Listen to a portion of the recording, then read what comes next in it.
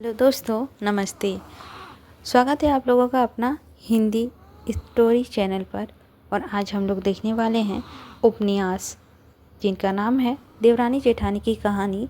इनका लेखक है पंडित गौरीदत्त शर्मा। और इस उपन्यास के बारे में हम लोग कुछ महत्वपूर्ण बिंदु को देखते हैं। हिंदी का यह पहला उपन्यास देवरानी जेठानी की कहानी 1870 ईस्वी में इनका प्रकाशित हुआ है, अथवा परीक्षा गुरु 1882 में। इस पर विवादों का मतभेद है। डॉक्टर नगेंद्र और डॉक्टर निर्मला जैन सरीखे विद्वानों ने लाला श्रीनिवास दास ने परीक्षा गुरु को हिंदी का पहला मौलिक उपन्यास माना है। डॉक्टर गोपाल राय व डॉक्टर पुष्पपाल सिंह आदि ने पंडित गौरीदत्त रचित देवरानी जेठानी की कहानी को हिंदी का पहला उपन्यास होने का गौरव प्रदान किया है। हिंदी उपन्यास कोश 1870 से 1980 के कोशकारों संतोष गोयल, उषा कस्तूरिया और उमेश माथुर ने भी देवरानी जेठानी की कहानी को हिंदी का पहला उपन्यास माना है। इसके बाद हम लोग देखते हैं भूमिका क्या है इसका उपन्यास में। स्त्रियों को पढ़ने लिखने के लिए जितनी पुस्तकें लिखी गई है सब अपने अपने ढंग और रीति रिवाज से अच्छी है, परंतु मैंने इस कहानी को नए ढंग रंग से लिखा है। मुझको निश्चय है कि दोनों स्त्री पुरुष इसको पढ़कर अति प्रसन्न होंगे और बहुत लाभ उठाएंगे। जब मुझको यह निश्चय हुआ कि स्त्रियों की बोली और पुरुषों की बोली पसंद करते हैं, जो कोई स्त्री पुरुष की बोली व पुरुष स्त्रियों की बोली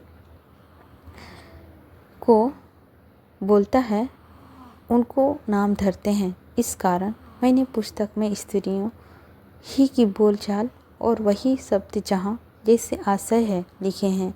और यह वह बोली है जो इस जिले के बनियों के कुटुंब में स्त्री पुरुष व लड़के बोली बोलते हैं। संस्कृत में बहुत शब्द और पुस्तकों जैसे इसीलिए नहीं लिखे कि ना कोई चित्त से पढ़ता है और ना ही सुनता है। इस पुस्तक में यह भी दर्शाया गया है कि इस देश के बनिए जन्म मरण व्यवहारिक में क्या क्या करते हैं। पत्नी और बेपढ़ी स्त्रियों में क्या क्या अंतर है। बालकों का पालन और पोषण किस प्रकार होता है और किस प्रकार होना चाहिए। स्त्रियों का समय समय किस किस काम से व्यतीत होता है और क्यों क्या होना उचित है। बेपढ़ी स्त्री जब एक काम को करती है उसमें क्या क्या हानि होती है। पढ़ी हुई जब उसी काम को करती है उसमें क्या क्या लाभ होता है। स्त्रियां की वही बातें जो आज तक नहीं लिखी गई मैंने खोज कर सब लिख दी है। और इस पुस्तक में ठीक ठीक वही लिखा गया है जैसे आजकल बनियों के घरों में हो रहा है। बाल बराबर भी अंतर नहीं है। इसके बाद हम लोग देखते हैं प्रकट होगी यह रोचक और मनोहर कहानी श्रीयुत एम केमसन साहब, director of public SU director बहादुर की इसी पसंद आई। मन में भाई और लिप्त को लुभाएगी शुद्ध करके उसके छापने की आज्ञा दी और 100 पुस्तकों मोल दी। और श्रीमम महाधीराज पश्चिम देशांती श्रीयुक्त लेफ्टिनेंट गवर्नर बहादुर के यहाँ से चिट्ठी नवंबर 2672 लिखी हुई 24 जून सन 1870 के अनुसार इस पुस्तक की कर्ता पंडित गौरीदत्त को 100 रुपये इनाम मिले थे। ये भी इम्पोर्टेंट पंक्ति है। इसके बाद हम लोग जान लेते हैं इनका प्रकाशन कब हुआ था। जैसे कि हमने बता दिए हैं इनका प्रकाशन 1870 में हुआ है। और इस उपन्यास की कथा का केंद्र में सर्वसुख बनिया उसके 2 बेटे से होती है। लोग पात्र देख लेते हैं। सबसे पहले सर्वसुख उपन्यास के प्रमुख पात्र तथा मेरठ के एक प्रसिद्ध बनिया छोटे लाल उपन्यास के मुख्य पात्र तथा सर्वसुख का छोटा बेटा तथा पढ़ा लिखा समझदार छोटी बहू देवरानी छोटे लाल की पत्नी पढ़ी लिखी होने के साथ साथ समझदार भी। दौलतराम सुखदेव का बड़ा बेटा, ज्ञानो जेठानी दौलतराम की पत्नी तथा घर की बड़ी बहू जो अनपढ़ है, वह सदैव अपनी सास तथा देवरानी की आलोचना करती है। बस इतना ही पात्र से ये पूरी उपन्यास का नींव चली है। तो चलिए इसका कुछ समीक्षा देख लेते हैं। पूर्व जागरण की चेतना से जुड़ी रचना। अशिक्षा के कारण मध्यवर्गीय परिवारों की स्थिति दयनीय थी। नारी शिक्षा सामाजिक अपरिवर्तन में आवश्यक था। उपन्यास में सुखदेव के बेटे वो बहू है। छोटी बहू संस्कारी थी, उसे धन संपत्ति तथा जायदाद की कोई लालच नहीं था, किंतु बड़ी बहू लालची स्वभाव की थी। अपने लालची स्वभाव के कारण ही उसने अपने पति दौलतराम और सास को छोटी बहू की विरोध भड़काकर घर का बंटवारा करवा दिया। छोटे लाल और उसकी पत्नी समाज के विपरीत जाकर बाल विवाह न करवाने का निर्णय लेते हैं। छोटी बहू के प्रयासों से मम्मी की बेटी का पुनः विवाह। स्त्री शिक्षा प्रमुख उद्देश्य इस कहानी में है। और एक चीज़ है, इस कहानी देवरानी जेठानी कहानी जो है उपन्यास, उसमें आए शहर का नाम भी बहुत इम्पोर्टेंट है। उस शहर सबका नाम है मेरठ, हापुड़, दिल्ली, गुड़गांव, खुर्जा, अतरौली आदि, ये सारा है। और ये जो पात्र थे हमने बता ही दिया आप लोगों को क्या क्या पात्र थे। इसके बाद कुछ अन्य पात्र है इसमें, जैसे कि मुंशी तिक्तक नारायण, लाला बुकारी दास, दीला पांडे पुरोहित, लीला दीनदयाल, राम प्रसाद मिझोला, गंगाराम भवनादेही, नथिया, किल्पी, शिव दयाल, ज्ञानचंद्र आदि इसका पात्र है। और ये ना मतलब प्रमुख उद्देश्य जो है उसमें हम लोग देख लेते हैं। नारी जीवन एवं गृहस्थ धर्म पर केंद्रित इस उपन्यास का मूल कथा का तात्पर्य है कि अशिक्षित व मूर्ख स्त्रियों पारिवारिक जीवन को नरक तुल्य बना डालती है, जबकि शिक्षित और विवेकशील स्त्री उन्हीं सब चीज़ों स्त्रियां नरक तुल्य घर को स्वर्ग में परिणत कर देती है। उपन्यास के केंद्र में स्त्री शिक्षा को रखा गया है, लेकिन इसके माध्यम से तत्कालीन समाज में प्रचलित अनेक रूढ़िवादी विचारों का खंडन भी किया गया है। यह उपन्यास अपने कथ्य में सामाजिकता और यथार्थ को प्रस्तुत करता है। लेखक ने इसके समकालीन नारी की सामाजिक परिवेश स्थिति की चिंता का जिक्र किया है। बाल विवाह, बंटवारा, स्त्री शिक्षा, बहुओं की समस्याएं और विवाह के गैर जरूरी खर्च का उपन्यास में महत्वपूर्ण स्थान है। वह पुनर्जागरण की चेतना से जुड़ी रचना है। इसमें शिक्षा के कारण मध्यवर्गीय स्त्रियों की दशा का वर्णन है। नारी शिक्षा सामाजिक परिवर्तन के में अपनी अहम भूमिका निभा सकती है। ये था कुछ देवरानी जेठानी का जो आज हम आप लोगों के साथ शेयर किए। ये प्रमुख है जो कि जानना है, नहीं तो फिर ये नहीं जानने से हमारे एग्ज़ाम में इसी से एक दो क्वेश्चन आते हैं और इसको इग्नोर नहीं किया जा सकता है। मेन तो पात्र हैं, स्थान हैं और उनकी जो विशेषताएं हैं वो है। इनका थोड़ा सा हम लोग ये देख लेते हैं,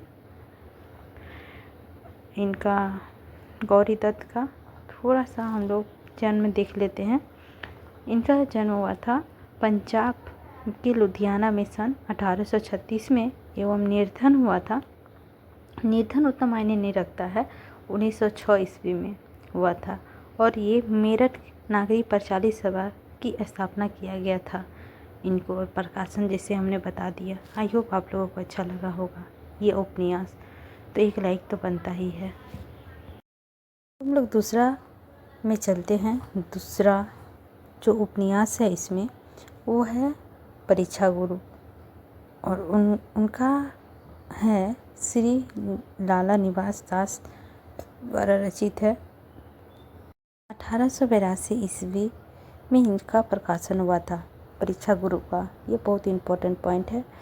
उपन्यास की भूमिका में लेखक के अनुसार अब तक नागरी और उर्दू भाषा में अनेक तरह की अच्छी अच्छी पुस्तकें तैयार हो चुकी थी, परंतु मेरी जानकारी में इस रीति में कोई नहीं लिखी गई, इसीलिए अपना भाषा में यह नई चाल की पुस्तक होगी। और इसके बाद जो है इन्होंने लिखा है, लेखक परीक्षा गुरु का प्रथम प्रकरण में लिखते हैं, चातुर मनुष्य को जितने खर्च में अच्छी प्रतिष्ठा अथवा अच्छा धन मिल सकता है, मूर्ख को उतना अधिक खर्च करने पर भी कुछ नहीं मिलता। ये इन्होंने पहले प्रकरण में ही लिखा है। और इसका प्रमुख पात्र देख लेते हैं। लाला मदन मोहन, दूसरा है लाला ब्रजमोहन, तीसरा चुन्नीलाल, चौथा मास्टर शंभू दयाल, पांचवा पंडित पुरुषोत्तम दास, छठा बाबू बैजनाथ और सातवां हरकिशोर। अन्य पात्र है मिस्टर बाइट, हरगोविंद, लाला जवाहरलाल, लाला हरदयाल, जगजीवन और हीरालाल। इसके बाद परीक्षा गुरु में भारतीय सभ्यता एवं संस्कृति को श्रेष्ठ प्रमाणित करते हुए उपदेश वृत्ति के आधार पर ग्रहण किया गया था। परीक्षा गुरु को पहला मौलिक उपन्यास मानने का प्रमुख उद्देश्य है क्योंकि इसमें जीवन शैली नवीन है, ब्रज भाषा में लिखा गया है और जीवन कथा लगातार चलती है। इसके बाद फिर भाषा शैली जीवन से अधिक निकट है, संवाद आपस में स्वयं पात्रों द्वारा हो रहा है, मन अस्थिर का पता स्वयं पात्रों द्वारा हो रही है, तत्कालीन दृष्टि से नया है। यही सब रीजन है इनको बताने में। इसके बाद यह उपन्यास अंग्रेज उपनिवेश के दौरान लिखा गया था। इसका मुख्य उद्देश्य नैतिक मूल्यों का चित्रण है। और श्री लाला निवास दास ओलिवर गॉड स्टीम से प्रभावित भी थे। इस उपन्यास में मदन मोहन को अंग्रेजी जीवन पद्धति अपनाते हुए दिखाया गया है जो उनके पतन का कारण बनती है। इस उपन्यास मदन मोहन के जीवन के 5 महत्वपूर्ण दिनों का चित्रण है। यह उपन्यास 41 प्रकरणों में विभक्त है। 41 प्रकरण है इसमें। सौदागर की दुकान पहला है, दूसरा है अकाल में अधिकमस, तीसरा है संगति का फल, चौथा है मित्र मिला, पांचवा है विषय साप्त, छठवां है भले बुरे की पहचान, सातवां है सावधानी होशियारी, आठवां है सब में हाँ और नौवां है सवासद, 10वां है प्रबंध इंतजाम, 11वां सज्जनता परमा सुख दुख, 13वां बिगाड़ का मूल विवाद, 14वां पत्र विवाद, 15 प्रिय, 16 सुरा, 17 स्वतंत्रता और स्वेच्छाचार, प्रकरण 18 क्षमा है और प्रकरण 19 स्वतंत्रता, प्रकरण 20 कृतिज्ञा, प्रकरण 21 परिवर्ता, प्रकरण 22 संचय, प्रकरण 23 प्रामाणिकता, प्रकरण 24 हाथों से पैदा करने वाला, प्रकरण 25 साहसी पुरुष, प्रकरण 26 दिवाला, प्रकरण 27 लोक चर्चा अफवाह, प्रकरण 28 फूट का काला मुंह, प्रकरण 29 बातचीत, प्रकरण 30 नैराश्य, प्रकरण 31 चालाक का चूक, प्रकरण 32 अदालत, प्रकरण 33 मित्र परीक्षा, प्रकरण 34 में है हीन प्रभा, प्रकरण 35 में है स्तुति निंदा का मतभेद, प्रकरण 36 में है धोखे की टट्टी, प्रकरण 37 में है विभक्त का धैर्य, प्रकरण 38 में है सच्ची प्रति, प्रकरण 39 में है प्रेत भय और प्रकरण 40 में है सुधारने की रीति, प्रकरण 41 में है सुख का परम वृत्ति और प्रकरण 42 में है प्रस्तुत उपन्यास के लेखक ने ब्रजकिशोर के माध्यम से अनेक उपनिदेशनात्मक वाक्य कहलाए हैं। इसमें वृत्ति हितोपदेश, हरिवंश पुराण, मनुस्मृति, विदुर पर जा गए, कबीर, हसरत यादी, गिरधर चाणक्य, भोज, प्रबंधसार, सारांशधर्य एवं भगवद गीता, विष्णु पुराण, गंग आदि प्रमुख है। इसके साथ ही पाश्चात्य विद्वानों के संदर्भ में दिए गए हैं। इसमें लोप, लायबार्डन, कोल्ड स्टीम, विलियम कपूर, शेक्सपियर आदि उल्लेखनीय हैं। परीक्षा गुरु दिल्ली की एक बिगड़ी राइस लाला मदन मोहन के पतन और उद्धार की कहानी है। उपन्यास की भूमिका में लेखक के अनुसार इस पुस्तक में हिंदी की एक काल्पनिक फर्जी राइस का चित्र उतारा गया है। उपन्यास का दूसरा महत्वपूर्ण पात्र लाला ब्रज किशोर है। इसकी सहायता से लाला मदन मोहन उद्धार होता है। मदन मोहन हमेशा चटुकारों से घिरा रहने वाला, झूठी प्रशंसा और बड़कपन के प्रदर्शन का दिखावा पसंद करने वाला व्यक्ति है। उसके झूठे सभासदों में मुंशी चुंदरीलाल मास्टर, शंभुदयाल पंडित, पुरुषोत्तम दास आदि नाम प्रमुख है। इसके बाद हम लोग तीसरा उपन्यास देखते हैं, गोदान। ये भी महत्वपूर्ण है क्योंकि यही गोदान है जो प्रेमचंद की सबसे अंतिम उपन्यास, मतलब अंतिम नहीं कहा जा सकता है, पूर्ण उपन्यास अंतिम है। इनका प्रकाशन 1936 में हुआ है और इसका जो प्रमुख पात्र है उनको हम लोग देख लेते हैं। होरी मुख्य नायक है। धनिया होरी की पत्नी है। होरी का संतान गोबर सोना रूपा है। सोना रूपा उनकी बेटी है और गोबर लड़का है, और झुनिया गोबर की पत्नी है, और भोला की विधवा बेटी है। होरा की भाई हीरा और शोभा है, और मिस मालती आधुनिक स्त्री डॉक्टर रहती है, और मिस मेहता दर्शन शास्त्र के विद्वान और प्रोफेसर। मिस्टर खन्ना मिल मालिक होते हैं। कुमंदी खन्ना की पत्नी और आदर्श स्त्री होती है। इसके बाद अन्य पात्र है साहूकार, झिंगुरी सिंह, पंडित माता दीन, लाला पंटेश्वरी, दुलारी सहुआइन। और इसका हम लोग मुख्यांश जान लेते हैं। इस कहानी में होरी और धनिया नामक एक कृषि दंपत्ति जीवन में ईद गिर्द घूमती है। किसी भी ग्रामीण की भांति होरी की हार्दिक अभिलाषा है उसके पास एक पालतू गाय हो तो जिसकी वह सेवा कर सके। इसकी दिशा में किए गए होरी के प्रयासों को आरंभ होकर यह कहानी कई सामाजिक कुरीतियों के कुठाराघात करती हुई आगे बढ़ती है। गोदान जमींदारों और अस्थायी साहूकारों के गरीब हाथों किसानों के शोषण और अत्याचारों के सजीव व्याख्या करता है। इस कहानी में अवध प्रांत में 5 मील के फासले पर 2 गांव हैं, सेमरी और बिलारी। होरी बिलारी में रहता है और राय साहब अमरपाल की सेमरी में रहते हैं। खन्ना, मिस मालती मेहता सब लखनऊ में रहते हैं। गोदान के आरंभ में ग्रामीण परिवेश से होता है। धनिया को मना करने पर भी होरी राय साहब से मिलने बिरारी और सेमरी जाता है। उसे लगता है राय साहब से मिलते रहने से कुछ सामाजिक मर्यादा बढ़ जाती है। वह कहता है यह इसी मिलने जुलने का ही बरसत है कि अब तक जान बची हुई है। वह समझता है कि उनके पाँव तले अपनी गर्दन दबी हुई है, इसीलिए वह पाँव को संभालने में ही कुशल है। वास्तव में गोदान में साहूकारों द्वारा किसानों के शोषण की ही कहानी है। ये साहूकार कई प्रकार के हैं, जिनमें झिंगुरी सिंह, पंडित दाता दीन, लाला पंटेश्वरी, दुलारी सहुआइन आदि। साहूकार के अतिरिक्त जमींदार और सरकार के अत्याचार का भी गोदान में साधारण दिव्य दर्शन कराया गया है, किंतु साहूकार, जमींदार और सरकार सबसे बढ़कर किसानों के सिर पर बिरादरी का भूत होता है। ये गोदान का कुछ इम्पोर्टेंट पॉइंट था जिसको याद करना ज़रूरी है। ये जो है ना, मुख्य उद्देश्य भी समझ सकते हैं ये इस कहानी का है। इसके बाद हम लोग, बहुत लॉन्ग है इस कहानी, हम पूरा अपने चैनल पर अपलोड किए हुए हैं, आप लोग उसको विजिट कर सकते हैं, देख सकते हैं, बहुत अच्छा है। इसके बाद हम लोग नेक्स्ट का उपन्यास में चलते हैं, वो है हजारी प्रसाद द्विवेदी का, और यह है वार्णभट्ट की आत्मकथा। ये आत्मकथा में बहुत बार मिस्टेक हो जाता है, लगता है आत्मकथा है तो ज़रूर ही ये आत्मकथा होगा, बल्कि यह एक उपन्यास है। और इसको हम लोग देखते हैं। इसमें प्रेम और उद्धात स्वरूप की वंदना की गई है। साथ ही साथ 7वीं सदी की हर्षकालीन भारत में की सामाजिक, राजनीतिक एवं सांस्कृतिक स्थिति का भी चित्रण किया गया है। इसे हर्षकालीन सभ्यता एवं संस्कृति का ही जीवन दस्तावेज माना गया है। इसके बाद इसने उज्जैनी के राजा सातवाहन की कथा के माध्यम से 12वीं-13वीं सदी के भारत की सामाजिक, राजनीतिक और सांस्कृतिक स्थिति का चित्रण किया गया है। इसके पात्रों में राजा सातवाहन और चंद्रलेखा प्रमुख है, और इसकी रचना मुख्य कटितम और लोकायन की कथा प्रशंसों में संश्लेषण में हुई है।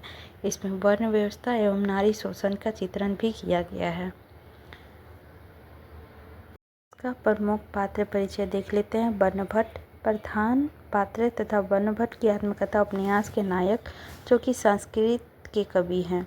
उनका चित्र साहसी, विवेकशील, भावुक और संघर्षशील है। भट्टिनी प्रमुख नारी पात्र होती है। देवपुत्र तुबुल मिलिंद की रूपवती कन्या है, उसका अपहरण हो जाता है। यह वर्णभट्ट से प्रेम करती है। न्यूनिया एक स्पर्श जाति की कन्या है, भट्टिनी की सेविका है, जिनका विवाह कंदविक वैश्य के साथ होता है। यह विवाह के 1 वर्ष बाद ही विधवा हो गई है। यह एक कुशल अभिनेत्री भी है, जो वर्णभट्ट से प्रेम करती है। अतिरिक्त पात्र है चारों: स्मिता, सुचरिता, अघोष, वैभव, विरंभवर्मा, धावक, मदनश्री, कुमार कृष्णवर्धन, लौकिक देव आदि। और इसका कुछ ये है, जैसे कि संपूर्ण उपन्यास 3 भागों में विभक्त है और ये कथा और मूल कथा पर आधारित है। उपसंहार तथा मूल कथा 20 उच्छृंखलों से है। कथा मुख्य में द्विवेदी जी के मिस कैथरीन से परिचित करवाया जाता है। वे ऑस्ट्रेलिया के एक संभ्रांत ईसाई परिवार की कन्या है। वर्णभट्ट की आत्मकथा उपन्यास द्विवेदी जी का पहला उपन्यास है। आचार्य द्विवेदी जी का हिंदी साहित्य जगत में श्रेष्ठ रचनाकार हैं। ये एक निबंधकार, निरपेक्ष, आलोचनात्मक और मानववादी उपन्यासकार है। वर्णभट्ट की आत्मकथा उपन्यास में इतिहास और कल्पना का ऐसा सुंदर समन्वय है कि दोनों एक दूसरे से पूरक बन गए हैं। इसका संबंध संस्कृत और सुप्रसिद्ध कवि वर्णभट्ट से है, जो कि कथनात्मक शैली में लिखी गई है। इससे भारत की तत्कालीन परप रही प्रवृत्तियों का लेखक ने यथाचित्रण किया है। संस्कृति के साथ साथ इतिहास के पक्ष को उजागर करके इन्होंने अपने रचनाओं को निखारा है। उनके उपन्यास इतिहास तथ्यों तथा ऐतिहासिक सांस्कृतिक वातावरण एवं देशकाल का आधारित है। वर्णभट्ट की आत्मकथा उपन्यास के मूल में निस्वार्थ प्रेम, सर्व के उपसर्ग और लोक कल्याण की कल्पना निहित है। उपन्यास का कथानायक वर्णभट्ट कोरा भावुक कवि नहीं, वरन कर्मनिहित और संघर्षशील जीवन योद्धा है। उसके मन में आर्यावर्त के उद्धार के निमित्त बनने की तीव्र बेचैनी है। भट्टिनी के प्रति उसके मन में जो प्रेम है, उसके समक्ष उसे वैराग्य फीका प्रतीत होता है और निषेध भाव से अपना सर्वस्व देने वाली निपुणता के लिए वह श्रेय है।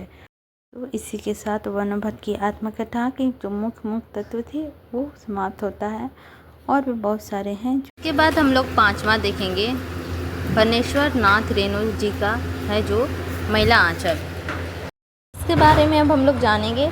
महिला आंचल का प्रकाशन 1954 ईस्वी में हुआ है और इनका फणेश्वर नाथ रेणु जी का थोड़ा सा जन्म जानेंगे। 4 मार्च 1921 ईस्वी को बिहार के पूर्णिया जिले में अहोरी हिंगना नामक गांव में हुआ है।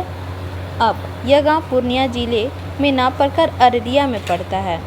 सन 1954 में इसका प्रथम उपन्यास और हिंदी साहित्य के इतिहास का प्रथम आंचलिक माना जाने वाला उपन्यास है ये, और ये अंचल प्रकाशित हुआ है। रेणु के इस पहले उपन्यास ने ही साहित्य जगत में एकाएक धूम मचा दी। परिणाम स्वरूप इसकी प्रतिक्रियाएं होने लगी। कुछ विद्वानों ने महिला आंचल को सतीनाथ भादुड़ी के उपन्यास ढोढाई चरितमानस के नकल बताने का प्रयास किया। फणेश्वर नाथ रेणु सतीनाथ भादुड़ी को अपना साहित्य गुरु मानते थे। सतीनाथ भादुड़ी एक प्रतिष्ठित बांग्ला लेखक थे। तो ये पूछ सकता है ना कि फणेश्वर नाथ रेणु का गुरु कौन है, तो सतीनाथ भादुड़ी। इनके बहुत सारे रचनाएं हैं और ये एक आंचलिक उपन्यास है और ये अंचल ही कथा ज़्यादातर लिखते थे और इसका बहुत सारे हैं जिसका हम लोग अभी जिक्र नहीं करेंगे। पूर्णिया जिले के एक छोटे से कस्बे के एक बंगाली परिवार का चित्रण और पतन की कहानी है ये। रेणु ने एक उपन्यास राम रतन राय के नाम से सन 1971 में लिखा था, जो अपूर्ण रह गया था।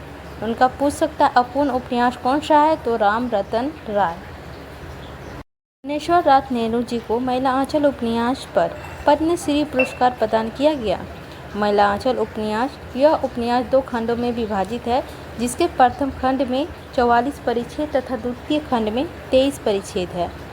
इस उपन्यास की कहानी का क्षेत्र बिहार के पूर्णिया जिले का मेरीगंज से है। मेरीगंज नाम W.G. मार्टिन की पत्नी मेरी मार्टिन के नाम पर पड़ा था। इस उपन्यास में नायक कोई स्त्री या पुरुष ना होकर अंचल ही इसका नायक है, लेकिन इसका प्रमुख या केंद्रीय प्रांत डॉक्टर प्रशांत को माना जा सकता है। महिला आंचल उपन्यास के संबंध में रेणु जी का कथन है कि यह है महिला आंचल, एक आंचलिक उपन्यास। कथांचल है पूर्णिया। मैंने इसके एक हिस्से में एक गांव को ही पिछड़े गांव के प्रतीक मानकर इस उपन्यास का कथा क्षेत्र बनाया है। दूसरा है, इसमें फूल भी है, सूल भी है, धूल भी है, गुलाब भी है, कीचड़ भी है, चंदन भी है, सुंदरता भी है, कुरूपता भी। मैं किसी के दामन बचाकर नहीं निकल पाया हूँ। और इसका उद्देश्य थोड़ा सा देख लेते हैं। सन 1942 में स्वतंत्रता संग्राम को पृष्ठभूमि में लेते हुए देश में होने वाली प्रमुख राजनीतिक गतिविधियों का चित्रण, ग्रामीण परिवेश में समाज का भिन्न भिन्न टोला या समुदायों में जाति के आधार पर विभक्त होने और उसमें परिस्पष्ट वैराग्य, राग, दृश्य आदि का चित्रण, ग्रामीण परिवेश में पनपने वाली रूढ़ि परंपराओं के आलोक में सामाजिक, आर्थिक, सांस्कृतिक, धार्मिक और राजनीतिक परिस्थितियों का चिंतन, तत्कालीन राजनीतिक नेताओं की स्वार्थपरकता और अस्वरवादिता, कार्यकर्ताओं की अपेक्षा आदि का चित्रण। इसके बाद है जातिवाद, अफसर शाही, मठों व आश्रमों का पाखंड, अवैध यौन संबंध, गरीबी, जलालत, नासमझी यानी कि मलेरिया और कालाजार जैसे रोगों का प्रकोप से ग्रामीणों की बदहाल स्थिति का चित्रण। और इसमें प्रमुख टोली है कायस्थ टोली, राजपूत टोली, ब्राह्मण टोली, पोलिया टोली, तमिन्ना छत्री टोली, यदुवंशी छत्री टोली, गतलोल छत्री टोली, कुंभ छत्री टोली, आत्महत्या ब्राह्मण टोली, धनुकंधारी छत्री टोली, कुशवाहा छत्री टोली, रेदास टोली। प्रमुख पात्र, प्रमुख पुरुष। महिला आंचल में कुल 256 पात्र तथा कुल 67 परिच्छेद है। उपन्यास 2 खंड में विभाजित है। प्रथम खंड में 44 और द्वितीय खंड में 23 भाग है। भाग भी पूछ सकता है। प्रथम खंड में 44 और द्वितीय में 23 है। प्रथम खंड को देश की स्वतंत्रता की पूर्व की घटना एवं द्वितीय खंड में स्वतंत्रता प्राप्ति की परिस्थितियों की बाद की घटना को दिखाया गया है। दोनों खंड में अंतर है। और उपन्यास की मूल संवेदना के रूप में तत्कालीन राजनीतिक परिस्थितियों तथा भारतीय ग्रामीण अंचल पर उसके प्रभाव को भी दिखाया गया है। पहला है डॉक्टर प्रशांत।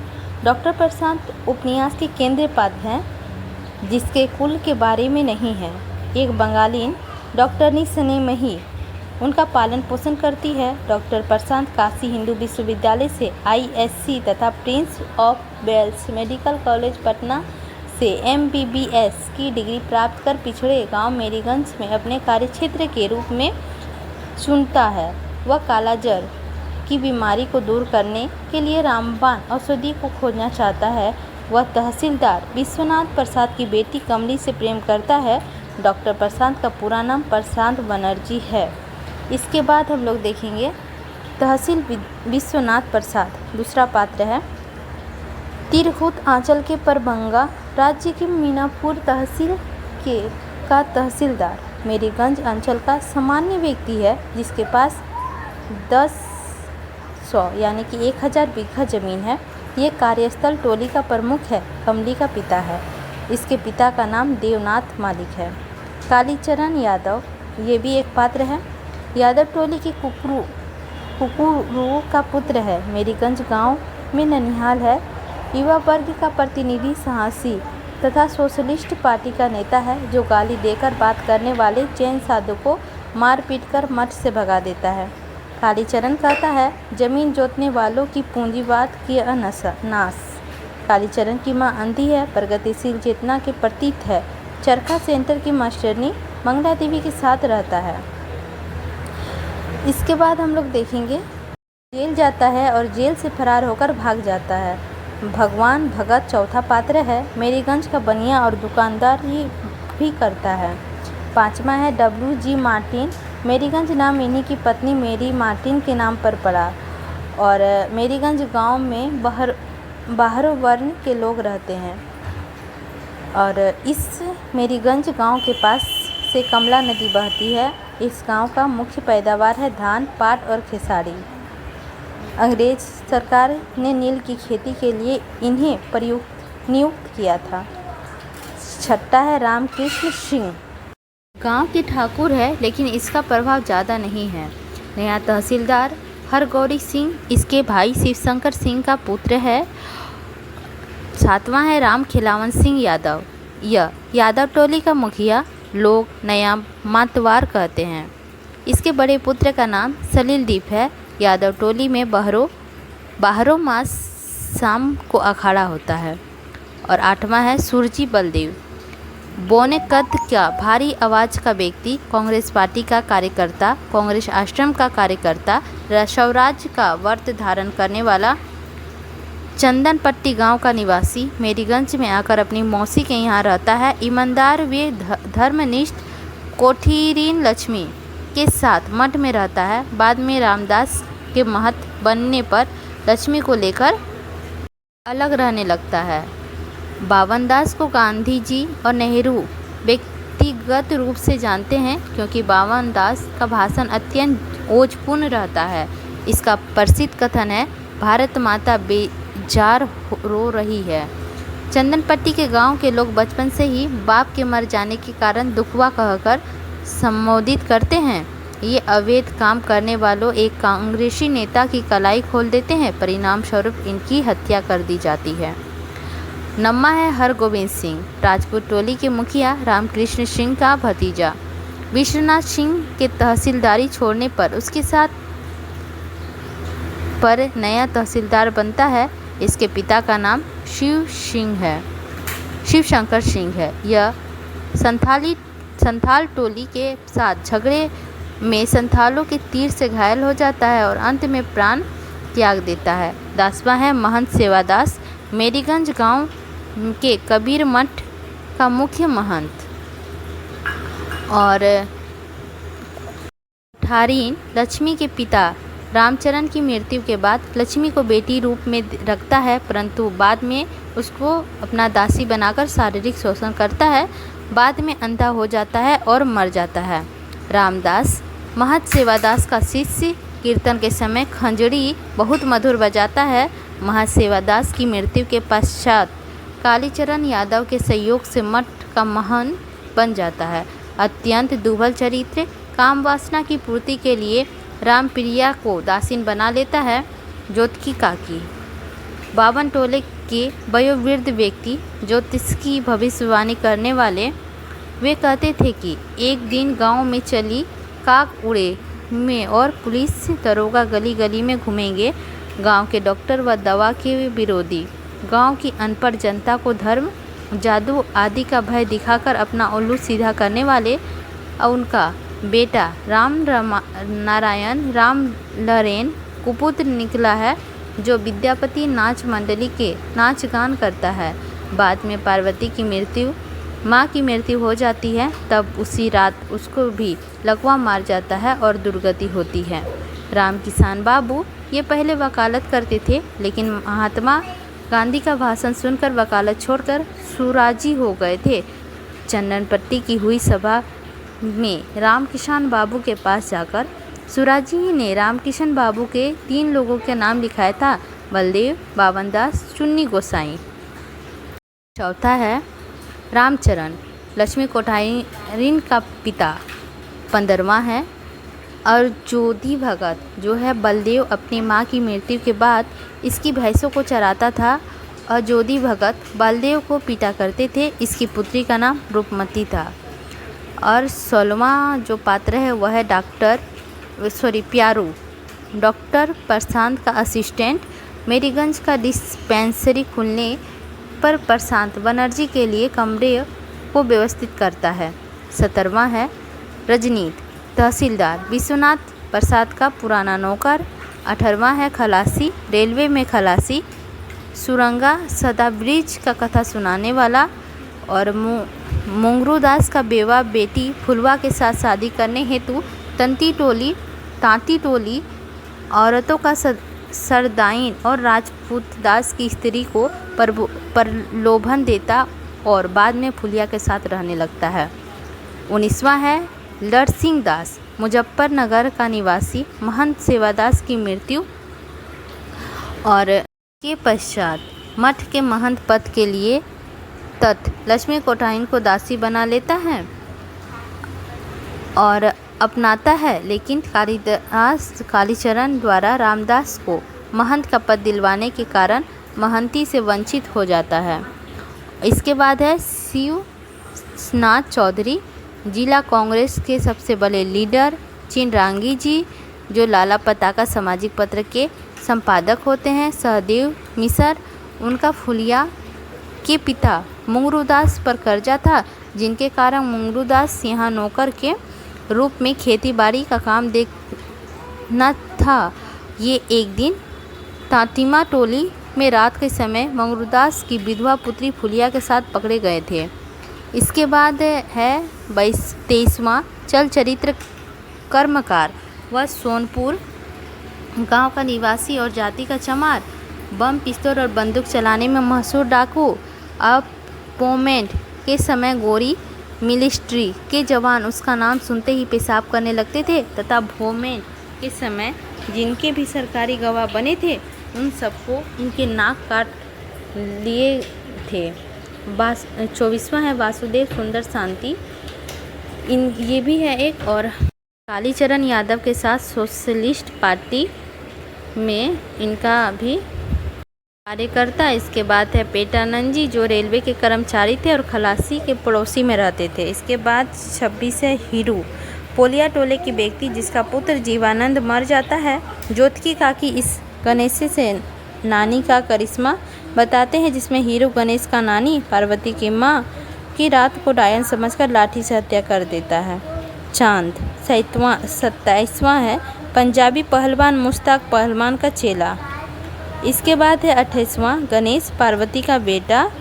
और गणेश डॉक्टर प्रशांत का मामा कहता है गणेश की नानी, जिसे डॉक्टर प्रशांत मौसी कहता है, कि हत्या हीरू प्रशांत में डायन समझकर की थी। दुलार चंद कपड़ा, पंजाबी कांग्रेस के कार्यकर्ता, देशद्रोही। यह अपने आदमी इसी परिंग खां को बावनदास के ऊपर गाड़ी चलाने का आदेश देता है, जिसे बावनदास की मृत्यु हो जाती है। राम बुझावन सिंह, सिपाही जो काली मुदीपुर में तैनात है, यह बावनदास के छिपने की कोशिश करता है, परंतु बावनदास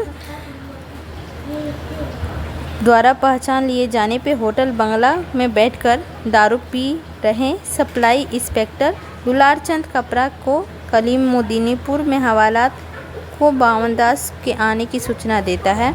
अब इसमें स्त्री पात्र हम लोग देखते कमली, जिसको कमला कहते हैं। तहसीलदार विश्वनाथ सिंह का एकमात्र संतान, कामकोटा के कारण बेहोशी का नाटक करने वाली। इसके बाद तीनों स्थान में मंथली वापसी हुई, डॉक्टर प्रशांत से प्रेम करने वाली के बाद में पत्नी की दर्जा प्राप्त करने वाली। डॉक्टर प्रशांत के साथ अवैध संबंध रखने पर गर्भवती हो जाती है।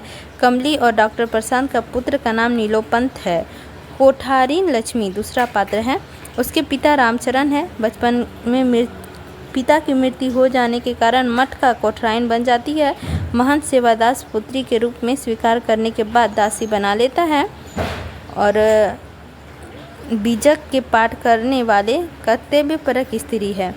तीसरा है फुलिया, मुंगरूदास की विधवा पुत्री, सहदेव मिश्र के अवैध संबंध रखने वाली। बाद में खलासी के साथ चुमैना कर लेती है और फिर खलासी छोड़कर पेटामेंट साथ रहने लगती है।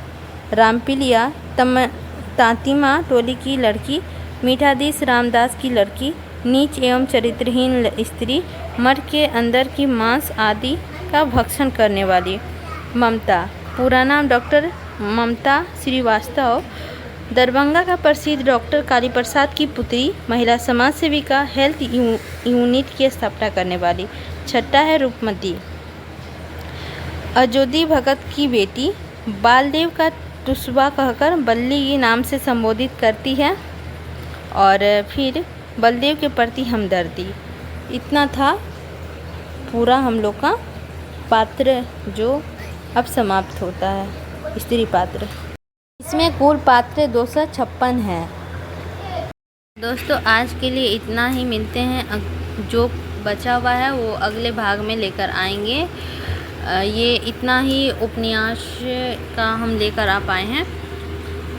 इसके बाद लेते हैं आप लोगों से विदा। यदि अच्छी लगी होगी तो लाइक कीजिएगा, चैनल पर नए होंगे तो सब्सक्राइब कीजिएगा और हमें बताइएगा कि हमारा ये वाला आप लोगों को कैसा लगा। कमेंट करके, कमेंट बॉक्स खाली है आप लोगों के लिए। आई होप आप लोग कमेंट कर सकते हैं पूरे मन से, और आप लोग कमेंट करके हमें बताइए कि ये आप लोगों को कैसा लगा। इसी तरह का और हम लेकर आने का कोशिश करेंगे।